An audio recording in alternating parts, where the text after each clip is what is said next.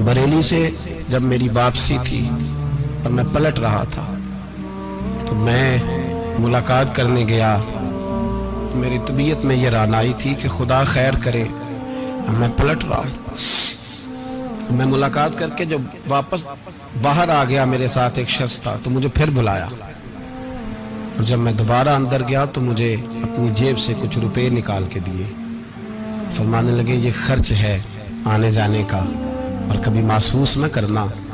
मुझे वो सब लोगों के बीच में देते तो मेरे लिए एजाज था, लेकिन मेरे जैसे गरीब को नवाजना भी और उसकी इज्जत का भी ख्याल करना, ये मकाम, ये रंग, मेरे पास करोड़ों बातें हैं, बल्कि मैं साफ कहूँगा कि उन्हीं की महफिल सवारता हूँ। चिराग मेरा है रात उनकी, मैं उन्हीं के मतलब की कह रहा हूँ। जुबान मेरी है बात उनकी।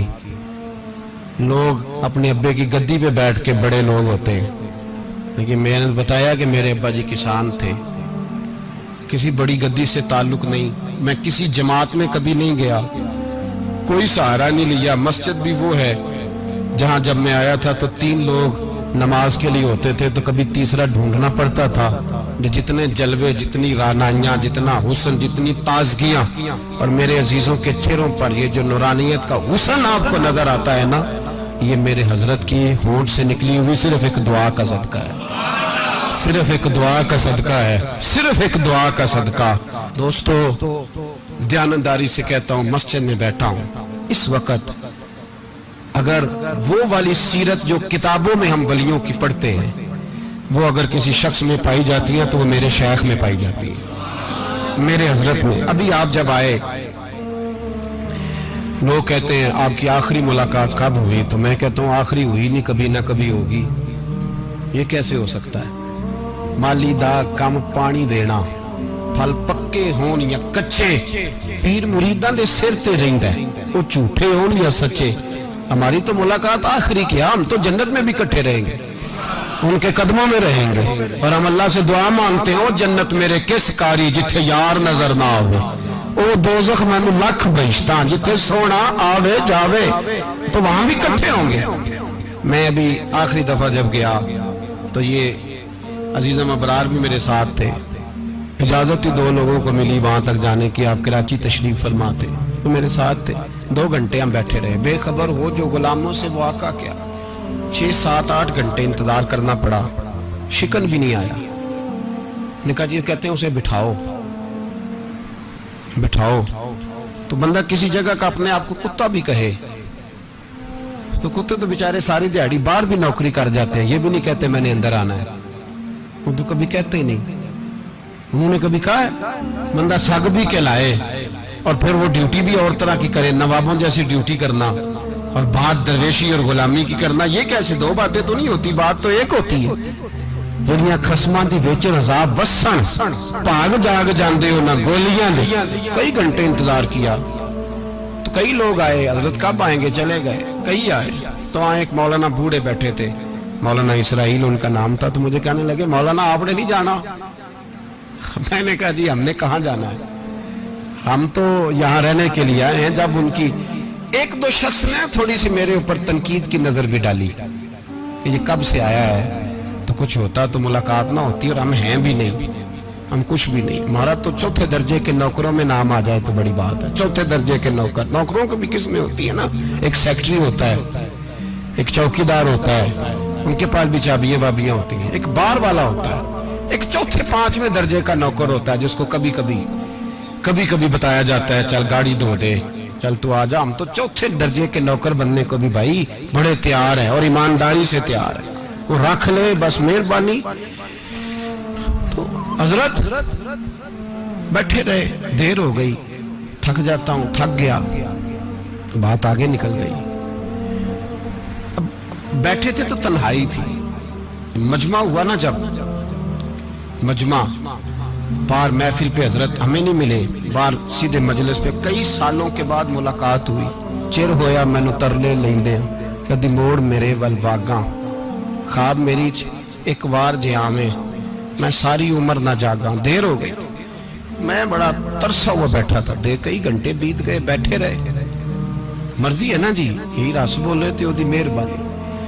तो देर के बाद जब वहां पहुंचे ना, اسٹیج پہ سامنے حضرت کے پاس، حضرت سٹیج پہ آ گئے تو میری طبیعت ہے کہ میں جب اپنے شیخ کے پاس بیٹھتا تھا تو سب سے پیچھے بیٹھنے کی کوشش کرتا تھا، اس لیے کہ بڑھ بڑھ کے آگے ہونا کمال نہیں، کو پکڑ کے آگے کرے تو پھر بھی تھوڑی سی نوکری قبول ہونے کی بات سمجھو۔